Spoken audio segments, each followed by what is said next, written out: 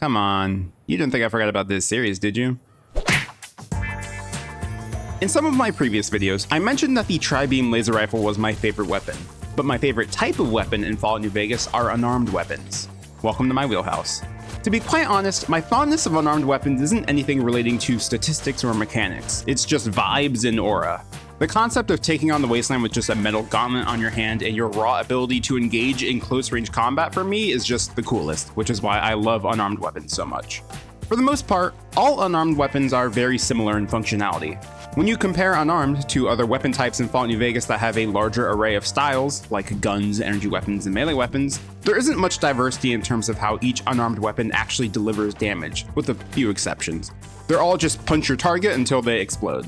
For that reason, unlike my previous videos, there won't be dedicated sections to each of these weapons. Where in my guns video I listed weapons based on the stages of your playthrough and energy weapons based on their type, unarmed weapons I'm just going to go through the most notable picks amongst the presented options in Fallout New Vegas, and we'll choose a choice few at the end that are the best of the best. There is another quick thing I want to discuss regarding unarmed weapons, and that's how they function in VATS. While using VATS benefits all weapons in New Vegas, given that attacks done in VATS receive a 15% critical chance bonus, unarmed weapons and melee weapons benefit the most, given the base damage of their attacks is doubled while in VATS. As a result, also unlike my previous videos, I will be discussing the AP cost of the weapons in this list because of just how much value can be obtained from using VATS with these weapons. Without wasting any more time, let's get into it. To start off our list, I'm going to hit you with a quick 1-2-3 combo, because these weapons are all variants of one another. The Ballistic Fist and its two unique versions, Pushy and Two-Step Goodbye, are probably the most traditional of the unarmed weapons on this list, which is another reason why I wanted to start off with these three first. Let's begin with the Ballistic Fist. Dealing 80 damage, the Ballistic Fist is the hardest hitting unarmed weapon in the entire game, unless a parameter is met with another weapon in this list, which we'll be talking about shortly. In terms of raw per strike damage, the Ballistic Fist reigns supreme above all its other competitors. That is just about the extent of the Ballistic Fist's notability, but its notability of being the strongest unarmed weapon in the game is still remarkable. It doesn't attack that quickly, only attacking about once every second, and has a 1x critical multiplier, meaning that your chance of triggering the percent-based extra critical damage is unaffected by the weapon's statistics. The critical damage is also unchanged from the base damage, also dealing 80 damage. The AP cost of the Ballistic Fist is 28, which will be the same cost as Pushy and Two-Step Goodbye. 28 is about the average for unarmed weapons, and in general is also about average for all weapons in New Vegas. With 95 AP, it would net you 3 attacks in VATS, assuming you don't have any cost-reducing perks like Beautiful Beatdown or Math Wrath. There is no scenario in the game where the Ballistic Fist is bad. You could use it at the beginning of your playthrough, at the end of your playthrough, and against varying enemies, and it would still be good either way. An always reliable choice to fall on. Most of the time, you're probably going to be buying a Ballistic Fist from places like the Crimson Caravan Company or Mick and Ralph's in Freeside. Praetorian guards in the fort in Caesar's Tent can carry Ballistic Fists as well if you want to kill them to grab a small handful. This is usually how I acquire my Ballistic Fists.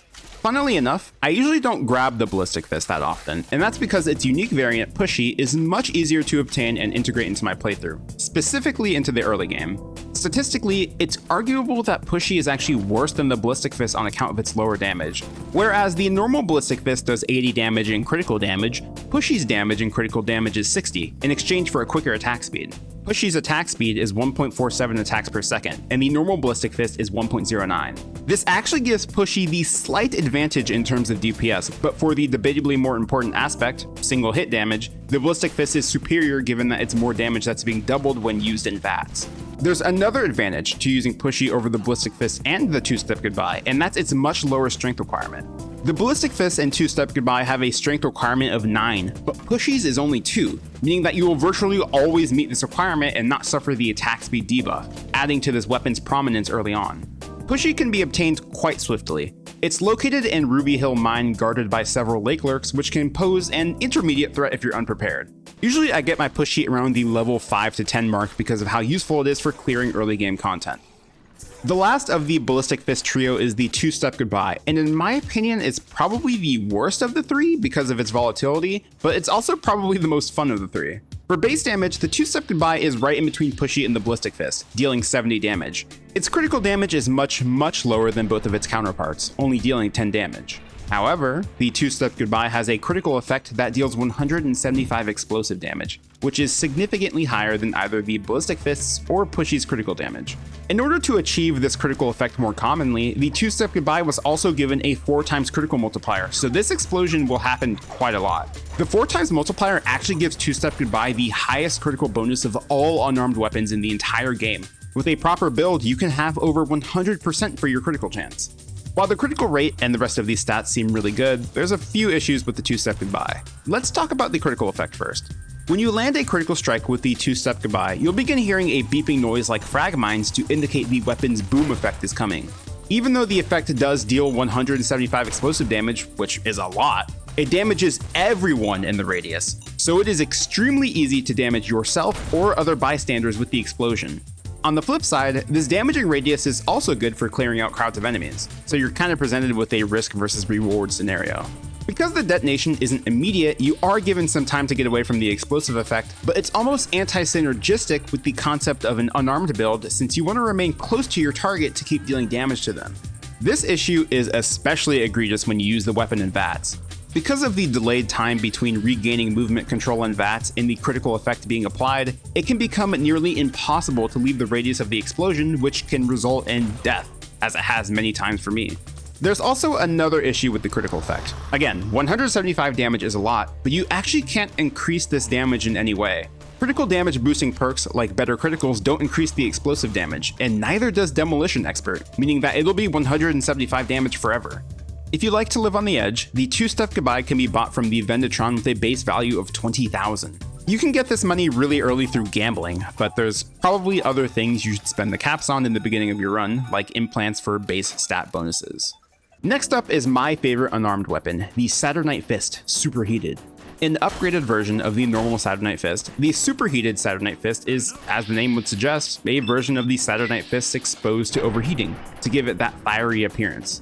The damage on the Superheated Saturnite Fist is pretty good, bearing a base damage of 55 and a matching critical damage. However, remember that special parameter I mentioned a bit ago? How the Ballistic Fist is traditionally the unarmed weapon with the highest damage? Since the Saturnite Fist Superheated has a critical effect that applies a 10 fire damage burn across 5 seconds, it counts as a fire-based weapon, meaning it gets the additional damage granted by the Pyromaniac perk, which increases fire-based weapon damage by 50%. This gives the Superheated Saturnite Fist an extra 28 damage, making it the highest damaging unarmed weapon in the entire game at a staggering 83 damage. Unfortunately, this doesn't increase the base critical damage of the weapon, so it still deals less critical damage than the Ballistic Fist. It does have a higher attack speed though, at 1.65, and a lower AP cost at 25. The Saturnite Fist Superheated is a great weapon. I think I would still argue that the Ballistic Fist is better because of the critical damage, but if you're running a non-critical build or have taken the heavy-handed trait, which increases base damage in exchange for lowering critical damage, then the Superheated Fist is probably superior. You can acquire a Saturnite Fist Superheated first by obtaining a Saturnite Fist in the Old World Blues DLC, which are literally just everywhere. I commonly find them on lobotomites. And then giving the Saturnite Fist to the toaster in the sink to overheat it and receive the Saturnite Fist Superheated in return. Next up is another DLC weapon, and this one's really good too. The Fist of Rawr, found in Lonesome Road. If the Superheated Saturnite Fist was a weapon that synergizes well with a non-critical build, the Fist of Rawr is a weapon that synergizes well with one. Its base damage is 50, but with a 2x critical multiplier and a critical damage of 75, this Deathclaw Gauntlet has insane amounts of potential. In addition to its great critical stat line, it also attacks insanely quickly, nearing 2 attacks a second, and has a good AP cost at 24. Additionally, the Fist of Rawr applies double damage to limbs, meaning that you'll cripple enemies quickly, which can leave them vulnerable since they're stunned inside of an animation whenever they receive a crippled limb. It's fast, powerful, and AP efficient, which is all that you can ask for in an unarmed weapon. I believe critical builds to be the most powerful types of setups in Fallout New Vegas, and the Fist of Rawr synergizes wonderfully with a high critical chance and critical damage bonuses, which just adds to its level of strength. The Fist of Rawr can be obtained from killing Rawr, the unique Deathclaw, in a cave near the Boxwood Hotel roof in the Lonesome Road DLC. He'll drop the Rawr's Talon miscellaneous item, which can be combined with an unarmed skill of 75 to obtain the Fist of Rawr. For my fellow bug abusers out there, the Fist of Rawr also has a nice bit of utility for clearing out some content. If you pick up Rawr's Talon before doing Dead Money, but not crafting the Fist of Rawr, you can smuggle the Talon into Dead Money. It's marked as a quest item, and quest items can't get removed from your inventory like how the rest of your equipment is taken upon starting the DLC. After you're in dead money, all you have to do is find a workbench. I recommend the one next to the Salida del Sol, and you'll have what is probably the strongest weapon inside of the DLC, absolutely trivializing the challenge that's presented in the expansion. We talked about one good critical-based DLC unarmed weapon, so let's talk about another. Listen, I'm getting desperate with these segues. I can only do so many. I'm just about to fucking start hard cutting. The Embrace of the Mantis King from the Gunrunner's arsenal functions very similarly to the Fist of Rawr, even down to the style of weapon. The Fist of Rawr is a Deathclaw gauntlet, and the Embrace of the Mantis King is a Mantis gauntlet, both appendages of mutated creatures.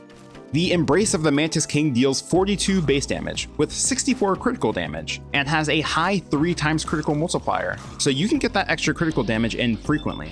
It attacks relatively quickly at 1.57 times a second, with a good AP cost of 25. Overall, the Embrace of the Mantis King is very solid.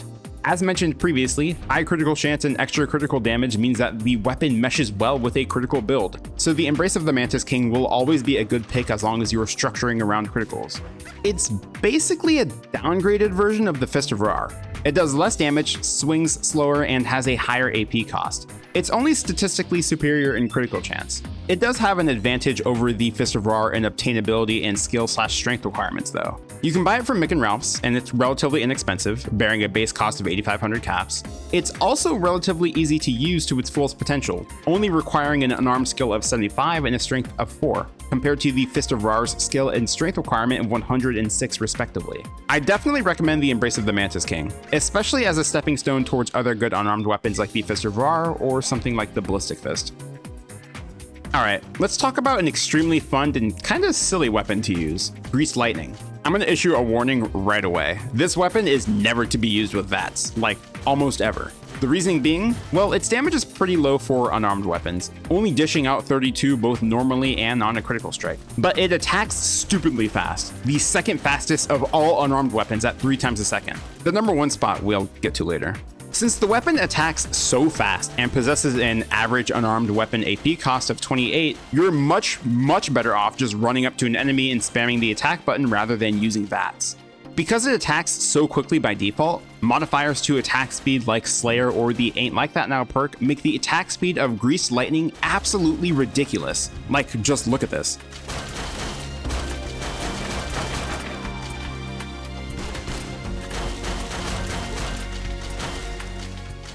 Everything else about the Greased Lightning is basically average. 1 times crit mult, 50 unarmed requirement, 5 strength requirement, nothing too interesting there. Just a unique Power Fist variant with the potential for an ungodly attack rate. It is so fun just running people down and spamming attack, seeing how fast you punch them and how quickly they get locked into a stunned animation. The GRA Greased Lightning Power Fist can be obtained from Knight Taurus in Hidden Valley as part of the Brotherhood of Steel. You have to complete enough of the mission Still in the Dark, given by Elder McNamara, to receive authorization for purchasing better equipment. This requires progressing far enough into the quest where you agree to find the Brotherhood of Steel patrols. After that's done, you're free to go purchase it with its base cost of 15,000 caps. A little steep, but a small price to pay to have a lot of fun. I'm gonna hit you with a wildcard choice for another great unarmed weapon, Dr. Mobius's Glove from the Old World Blues DLC, strictly on account of its critical hit effects. I'll get into them in a second. First, its stats. Dr. Mobius's Glove is statistically kinda underwhelming. It has the lowest damage of any weapon on the list at 28 with a really poor critical damage of 5. It does have a 2 times crit multiplier, which is nice to help it trigger its critical effect. Out of all the gloves from Old World Blues, Dr. Mobius's Glove has the best critical effect, and arguably the best critical effect of any of the unarmed weapons in the entire game. The critical effect is a nasty combination of a short stun and a frenzy. When enemies stand up from being knocked back, they can attack any creature around them, including their own allies. Of course, the frenzy means virtually nothing if you're fighting a target one-on-one, but in groups it can really help with crowd control. I actually think the frenzy is the weaker part of the critical effect for the weapon. If you've watched any of my videos, you would know that I think extremely highly of stuns and knockbacks, especially ones that are easily repeatable. For Mobius's Glove, all you have to do is just keep attacking the knockdown enemy. This is made much easier too if you have a high critical chance, which can lead chain knockbacks into an easy kill. Dr. Mobius's Glove isn't special for damage, but rather the utility and CC effects it can apply, and in the right cases, you can realize just how powerful of a dueling weapon it is, despite the slower time to kill. The glove can be obtained in the Forbidden Zone in Mobius' lab. It's located on the table to the left side of the room. You'll have to go through the entirety of the Old World Blues main questline to get it, but it's a pretty sick reward for your troubles. Alright, so you know how I just talked about all these cool unarmed weapons and their effects and all that good stuff? I can honestly at this point just go ahead and delete the footage, because the final weapon on this list invalidates everything that was just discussed. It's so unbelievably broken, so insanely strong, that it nearly invalidates all the other melee weapons on this list. The Industrial Hand from Lonesome Road has an absurd level of strength. I would go as far as to say that not only is it the strongest unarmed weapon, it's in contention for the strongest weapon in the entire game, just in terms of its time to kill. The Industrial Hand has a few quirks with its stat line, so I'll try my best to illustrate its strength through questionably documented numbers. First off, the Industrial Hand doesn't attack like any other weapon in this entire list. It's a fully automatic weapon, meaning that when you stick your fist out with the Industrial Hand, it's continuously applying damage ticks. Furthermore, the damage that is listed in-game for the Industrial Hand is kinda misleading. This isn't the damage that is applied on every hit. It's supposed to be a display for how much damage is done across a continuous second of attacking, so this number is probably a fair bit lower. But even this number I believe is misleading. The number on the Fallout wiki for attacks per second is listed as 3, but I've tested this before and I think it's much higher. I did some experimenting for a previous video where I showcased all the extremely overpowered stuff in Fallout New Vegas, and the number I got was an average of 12 attacks per second.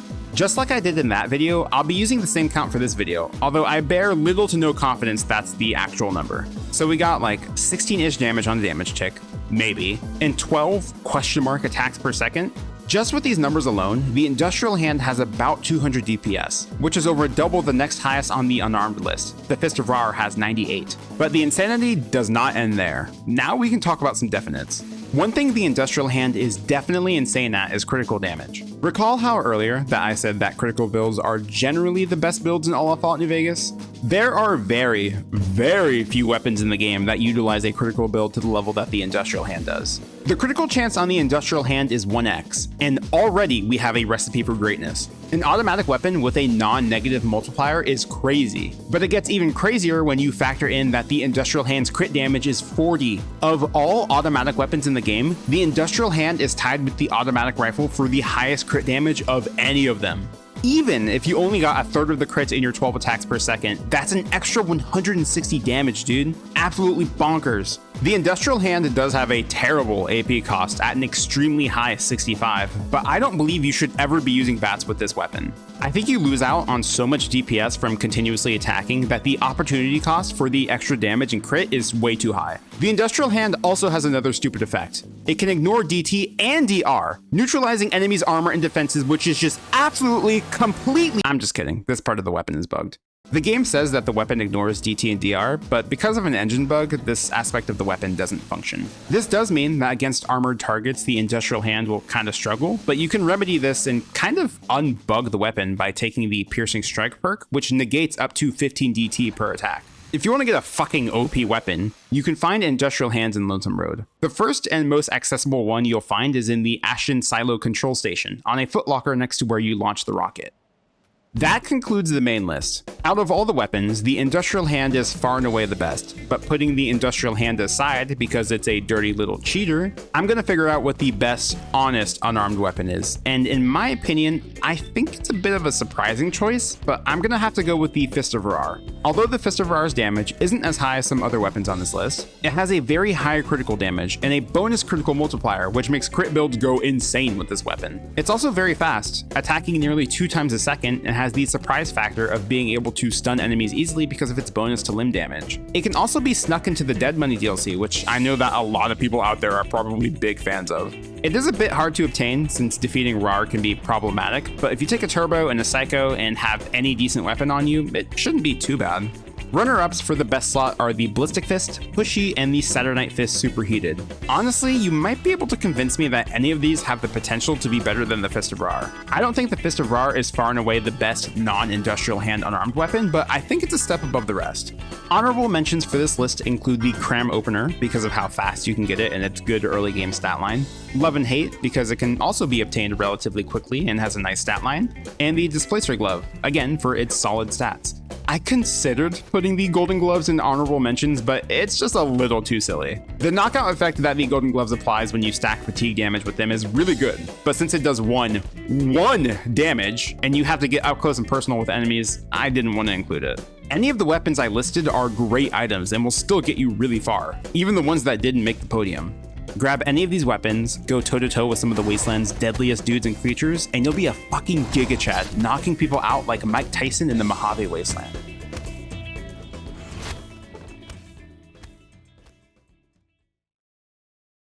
If you enjoyed this video, consider subscribing so that you can see more of my insane ramblings in the future. Also, consider following my Twitch channel to come hang out when I go live. I'll probably be playing Fallout New Vegas when I do. That's gonna do it for me though. I hope you like sticking around. I'll see you next time.